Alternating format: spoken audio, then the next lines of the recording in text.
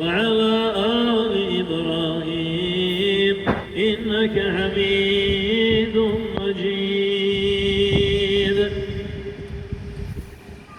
در زمان خلیفگی حضرت عمر رضی الله تعالی عنه صحابه با نام سعد ابن عامر، یکی از والیهای شام در حضرت رهبر میشوند و حضرت رهبر یک ولایت عالم اسلام میمونند و مردم آهسته آهسته با مرور وقت زمان و حضرت عمر رضی الله تعالی عنه از روی سعد ابن عامر شکایت میکنند. میگن امیرالمومنین این با 4 جهت حق ولایت و راهبری در ما ندارد. امیری میگه یکمش همین است که سحر دیر کار میبیاد، دویمش همین است که بعد نماز شام کسی را قبول نمیکنه، سومش همین است که در یک ماه گاه غیب میزنه، چهارمش همین است که در وقت صحبت و مجلساش روشش میرود. این نمیتونه برای ما امیر و رهبر باشد. حضرت عمر میگه وقتی سعد بن عامر در پیش مردمی بلقای شام میخیزانه و صحبت میکنن، حضرت میگه که عذر دارم گوتم میزنم، برای او من سحریا دیر کار میبیام که من کودککای یاش دارم و زنی من تنبلای، من خمیر میکنم و اونا را خوراک میتیم و لباساشون میشوم تا کار میبیام که دیر میشه و این مسئولیت اویلداری من. انا این بود حال صحابه و اخلاق صحابه.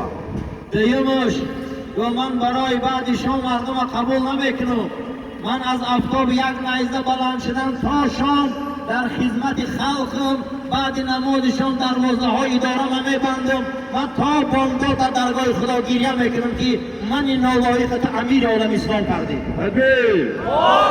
سیمش گفت من گاه غیب میزنم برای اوی که من در بد شدم و یک لباس دارم، امو را میشوم در آفتابش میکنم تا قاق شدن او را من دیگر لباس ندارم در خانه میشینم.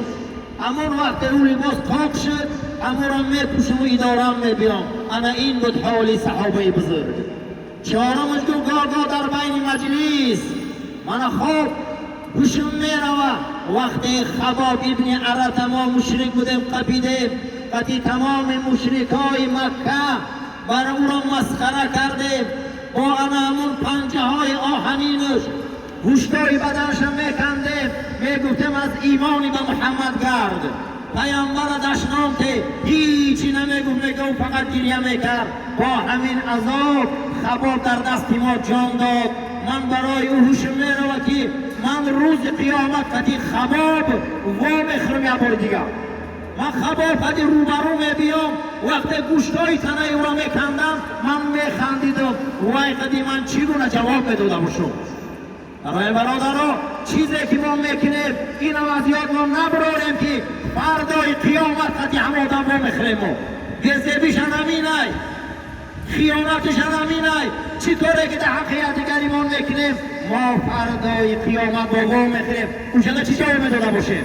صحابه هوشش میره برای کاری کردگیش که وای غم میدادن، اما من خلاص کردن نتونستم. آن روز میخندیدم برای که من مشرک بودم، برای علمی هوشم میروه.